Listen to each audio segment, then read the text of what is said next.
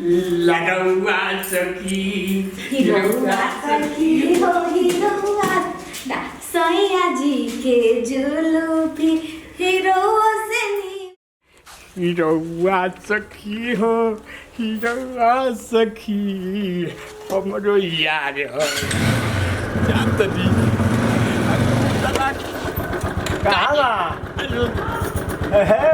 एकदम जतरा पर दूध के माछी हम मारते चल देना चल दनी लेकिन हम कहाँ जाए तू कुछ जुगाड़ लगाओ ना चल ना जुगाड़ बा दे हाँ टूटू को बारी सब तू दबा के फ्री में फीचत रहिए मत हम फीचब हम कैसे फीचब अरे फीचब ये में का बा हम कहते भी हमार लड़का हो होई गोड़िया कहाँ लगा दी बढ़िया लगा दे दुआरा पर हाँ ई मरते हमरा के पास आए अरे बाहर जा जरूर से मर जाओ बोल दे तू तो टोपी पहन ले पिटाई ना नो है के चीज होता कोई देखे नहीं चलो केहू ने चिनी चलो आगो ठन धर गठरी हम धरे हाँ धर तनी मुंहवा पर हमरा लगावे पड़ी कुछ न हो का चिन्हा जब तो हम नहीं बनू न चिन्हाई नो चलो अरे गम कौआ सखी हो हीरोवा सखी हमरो यार हो हीरोवा सखी चल इसका को क्या बोलते चलो मलकिनी ए मलकिनी हाँ आ गई हाँ कपड़ा लिया नहीं बनी अरे कपड़वा तो धोआई और कुछ बात हुई के का और कुछ तो बहुत कुछ बात हुई कि जब दे दी इतना ना दिन से कहाँ रोनी है तब फ्री में बात चलत रही हाँ कन्या के हाँ अरे वो धोबी हवन आइल बन कपड़ा ले जान हाँ हम कपड़ा दे दी सब है जौन जौन बात दवा सुनी है ने हाँ हीरोवा सखी दुल्हा जी हो के कपड़ा कैसे खींच ले बनी कपड़ा द रखो रखो रखो ई के हाँ जी ये हमार बेटा हवन अच्छा द जल्दी बेटा बड़ा हाँ अब ये आई है कपड़ा दे देम सब है अच्छा बेटा के ब्याह कर दे बनी बियाह पहले उ सब बात छोड़िए रउआ हमरा दुल्हा के खींचले बनी कपड़ा हेजा करिए बा उ कैसन कपड़ा खींचला जी हां तो दुल्हा वाला हां अरे एक कनिया उ लाग अच्छा, कौन बात के फिर से ना मम्मी जी इस पे ध्यान नहीं कि आज के बाद से रउआ निमन से काहे के खींच दी रउआ अच्छा कोई फिर से दी ना फिर से निमन लिया के दे द खींचा जाई फिर से जी बाबूजी जल्दी कपड़ा हम लो दू लुगा बा ठीक बा ओकरा के सुनी कपड़ा ले ली और छोटा अच्छा सा कपड़ा ले लिया वो हमरा क्या आता नहीं रोवा लोग जी के रही लोग और निमन से खींचे बा आज के पास द्वार पर चढ़े ना ना एकदम निमन से पीटम जा पैसा दिया था कपड़ा निमन से धोते नहीं खिलो जी ओके हटे ये हमार लड़का हवन तो रउआ त माने धोबी वाला काम करी ठीक बाटे और अपन होइसन जवान हैंडसम लगे के रउआ इहे सब काम करते बाबूजी के मदद करते हैं बाबूजी के मदद बेटा धोबी हाँ। लोहार के बेटा लोहार पढ़ाई के बेटा पढ़ाई परंपरा चलेला वही के बेटा वही हम अपन काम भाई करेंगे तू कुल निमन हो जाम कपड़ा की ना कपड़ा बा की लेके आता है हाँ जी हम ठीक बा बाबूजी हाँ हम तनी साहब को क्या बात नहीं अजी जी ना दिल का तो बहुत कुछ चाहता नहीं लेकिन वो इतना दिन से कहाँ रहने और कुछ दी अरे कुछ भी कपड़ा बा लिया लिया ले आ सुनी ना हम कान रुआवत रहने रुआ के जाने का देखते मन मन ना लागत अरे हम तो बेचैन रही बक झूठ मत बोली लगत में फुर्सत ना मिलत रहे हमरा खातिर फुर्सत ना अरे मिलत ना एक खाली तो फुर्सत निकल ले बाटे पाक साचू साथियों अगे हम बेटवा के कहे गति ले आनी टौवा चल मामा बा हां हां अच्छा तुम से बोल तो ठीक है मम्मी जी हली कपड़ा दे दी हमारे को ना ले लू हां आलू लुगवा छुड़ गलन लेके राउ लइकवा कहां गलन जी दी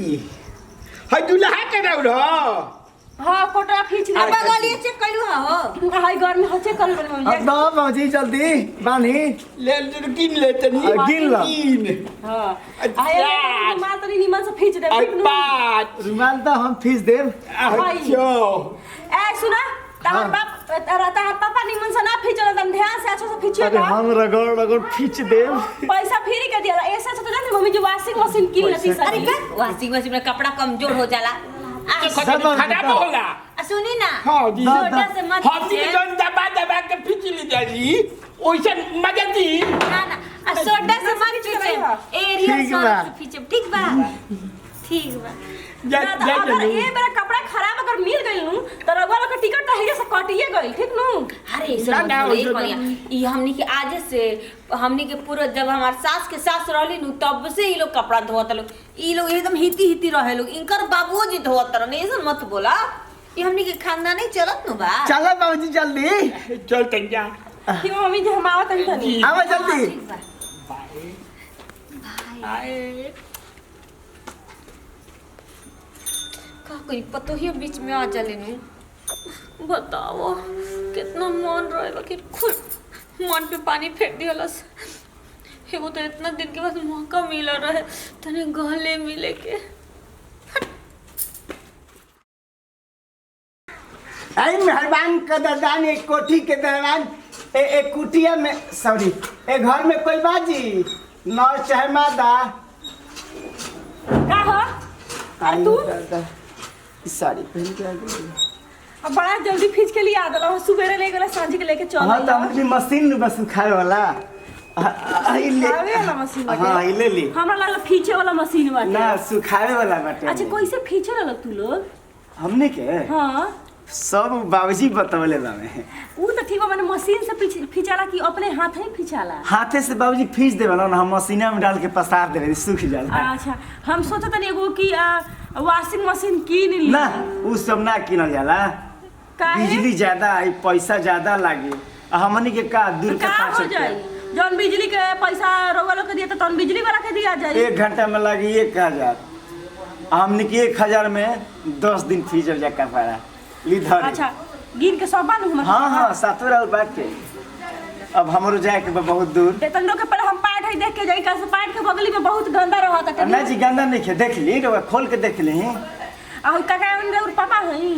हां बाबूजी है हमारे बाबूजी बात है बोली हाँ। हाथ में निमन हाथ गोड़ बाते है बा सूरत बा कमाए वाली काहे ना जी मान ली पापा उ करत नहीं सही बात पुरखन के देन हटे बाकी कमाए के चाहिए जरूरी बा कि जौन पापा बान तो हमई बने अब का कहीं बाप के जौन लूर लक्षण बाते ओने हमरो बा ऐसे कहे बाप के लूर लछा मतलब बाप जौन काम करलन अच्छा हां हमहु चाहत नहीं करे के उ पापा काहे ना होइल हन उ कहल है कि जे चाह पहले आओ अच्छा तब तो मैं तो ऐसे। ठीक बानू तबीयत ठीक बा हमरे तई गबड़ा लख लागत काहे का होइल बा जी हमारा पैसा से लॉक बात हो की गइल हम बा दी ना पैसा बा का होइल बा लत लाग गइल बा हमरा बहुत गलत का चीज के लत जी अरे का कहे उ छोड़े आ ये भगवान ये को बूढ़ बाप है इतना मेहनत करनी और वो काची के दारू रुपये के लत नहीं खेल ना ना ना ना ऐसा करबो मत करे ना हम ना हमार पुलिस सॉरी हमार मरद पुलिस में के हई कह कर ओका पकड़वा दे दारू पियल पाप बाटे कहाँ रहेला गइल बनी वहां का पोस्टिंग नु है दुकेरे झारखंड की और बाटे तोरा उ तो अकेले रहत कम न ना हमार घर में हमार सास रहेली सास से का होई मर्द मानुस मने मर्द मानुस घर में रहे के चाहे साग सब्जी लाओ चाहे कुछ भी हां तब का करबो हम नहीं खेत के माने हमार सास को माने बाजार क लेली अगर इतना दिक्कत हो तो हम आ जाई करम तो साग सब्जी लावे खातिर और क्यों ना बात नहीं के तार कितना पैसा होइल बोल लिया के दी अरे पैसा के का बात बा एगो चुमा देना कटला हां पैसा का बात बा कोनो दिक्कत नहीं पाऊ पैसा भी हिसाब बाबूजी करलन राव सास से ठीक बाटे चला जा ठीक बा निमन से धोले बड़ा नु बढ़िया से धोल बा बाय हां चल ठीक बजा हम क्यों कपड़ा तो दे खींच देव हम ना अभी अब सुबेरे धनी सांझी के खींच के लिया दलो अब कहां से कपड़ा काल आ जाए के ना काम मत है जब हमनी के काम होई नु तो मम्मी जी से कह देम मम्मी जी तेरा पापा के हमें नहीं आवे नहीं बहुत ज्यादा खींचे खातिर सब कोई के ठीक बाटे जा राउरो कपड़ा खींच दे हां फिर खींचवा लेनी अच्छा ठीक खींच लेनी बाय हां जाला ना कि बाप बेटा होंगे सन एकदम बाप के लक्षण कुछ और है एक और लक्षण कुछ और है ना होयू वो करी हसन बुढ़ऊ लबर लक्षणे लागेला आई तो महल लबर लक्षणा बाटे सही मम्मी जी को हतारी जे जवन रही ओकर बेटा वैसन के होई ई वैसन के लागते बाटे दोनों मुचियारे होंगे सन हीरोआ सखी हो हीरोआ सखी बड़ा निक लागे लगौआ सखी हीरोआ सखी हो हीरोआ सैया जी के जुलूफी हीरो से हो गई। लागेला बाबूजी हो गई। अरे रहो 10 मिनट रुको ना तू को हो जाई। अच्छा ठीक है, करो जल्दी करो। अजी हमरो पढ़ाई में कुछ गाई ना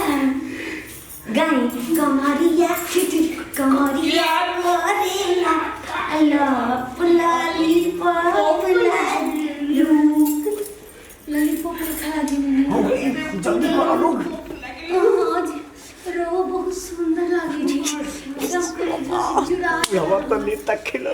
तो और बताएं जी जल्दी करो जल्दी। झलकता हमारो चाचा तो ना जाने ते भाई जैसे कि बालटी के पनिया हो कुछ काली ओए होए ये चाचा जल्दी करो। जैसे कि बालटी के पनिया कपड़ा ले बड़ी तू नाचता हो ऐसे हम नाचली हम नाचली मम्मी जी हमर की कपड़ा देते चाचा गई में कपड़ा लेबे अल्लाह चाचा कपड़ा बा आई भाई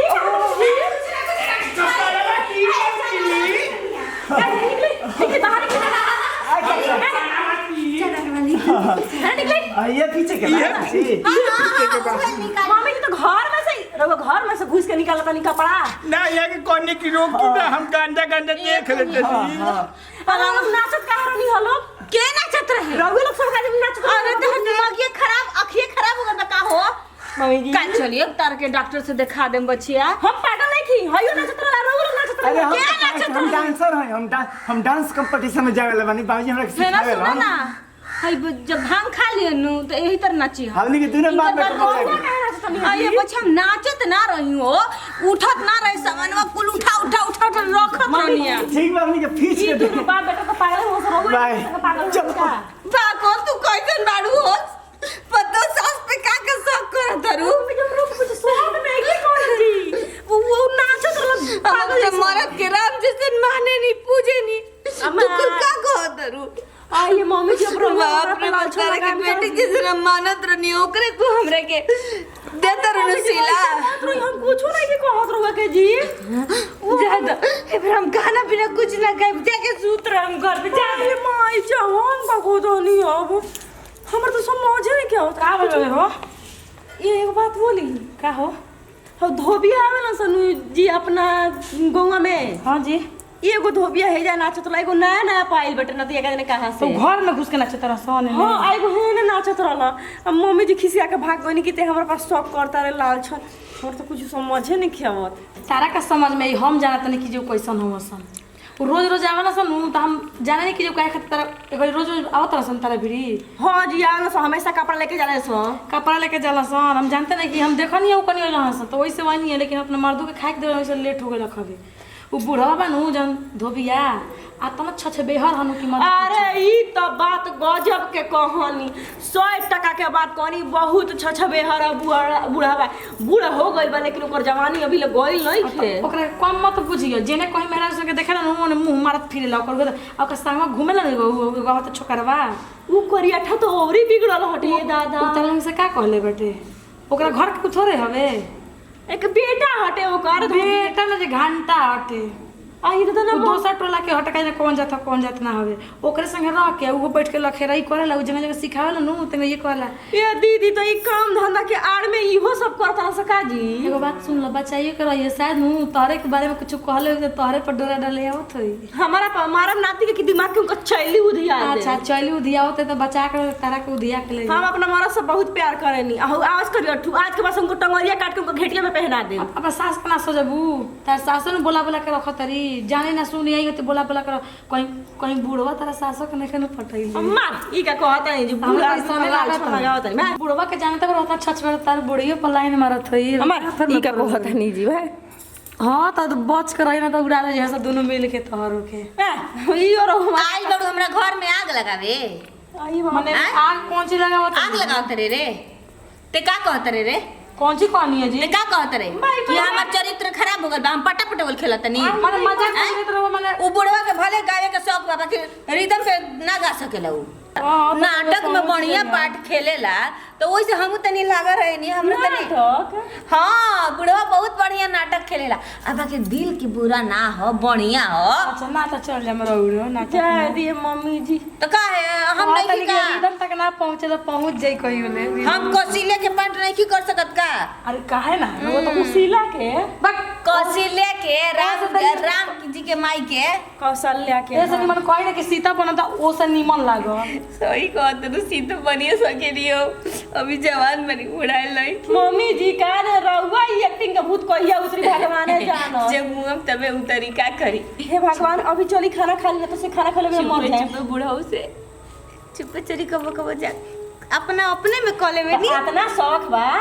तो 99M मूवी जब कॉमेडी वीडियो आवेला ठीक तो ऊपर रंजीत शर्मा रहेला उनकरा से बात कर लिए उनकर कॉमेडी वीडियो पर वीडियो बनावत रहे सच ओई में राम सीता बनत रह ओ बुढ़ो के ले हम ए कनिया हमरा निकाले ना खोल के तनी दे दियो बात। अच्छा चलिए हम लोग का नंबर निकाल के तनी जाई बतियाई आ ढेर अपन एक्टिंग के भूत बताओ जी के देखाई बचा तर कनिया तर के दू गो रसगुल्ला बाप रे दोनों सास पर तो मिल गली से बाका रिदम पर चढ़ावत रनु जे चढ़ जे त ये था चल ले चल अपना घर।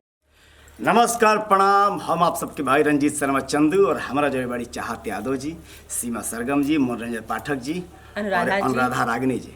आप सबके प्यारा चैनल बाटे 99M कॉमेडी मूवीज। तो इस चैनल पे बहुत सारा प्यार आप सबके मिल रहा बा और बहुत अच्छा लगा था आप सबके प्यार, आप सबके सपोर्ट देख के। प्लीज़ अगर हमने के वीडियो अच्छा लगे तो ज़्यादा से ज़्यादा लाइक करें हम लोग, कमेंट करें हम लोग और वीडियो के जितना हो सके शेयर करें हम लोग। बिल्कुल सर, ई वीडियो बनावे के हमनी के उद्देश्य रवा सभे के मनोरंजन कर। बिल्कुल बिल्कुल बिल्कुल मनोरंजन। रवा सभे थकल बानी, परेशान बानी, टेंशन में बानी, वीडियो देख के थोड़ा सा मुस्कुरा ली। अरे बस यही यही काफी बा। काहे कि मनोरंजन सर वालों के बीच में सिर्फ मनोरंजन देवे खातिर आवे नहीं, हमनी के उद्देश्य से कोई भी वीडियो से वालों के भावना के आत्मा के ठेस पहुंचावे के उद्देश्य से ना रहेला। और बाकी वीडियो कैसा लागल अपन कमेंट अपन ओपिनियन जरूर दे हम लोग। बिल्कुल। और हमनी के चैनल के सब्सक्राइब जरूर कर ले हम लोग और बेल आइकन का भी दबा दे हम लोग। बिल्कुल। हाँ यही तरह वीडियो देखे खातिर चैनल के सब्सक्राइब करिए, वीडियो के ज़्यादा से ज़्यादा शेयर करिए। अगर कोई तरह के वीडियो वालों के देखे के बाद तो कमेंट में जरूर बताएं। बिल्कुल। कोनो वीडियो बढ़िया लागे ओकरा के 5 आदमी के सब्सक्राइब शेयर कर दे। बिल्कुल पॉइंट वाली बात बा। तो ऐसे ही आशीर्वाद प्यार बनो रहे हमनी के टीम पे 99M कॉमेडी मूवीज पे। तो यही के साथ हमनी का हमेशा बोलले बन जा जय भोजपुरी, जय भोजपुरी समाज।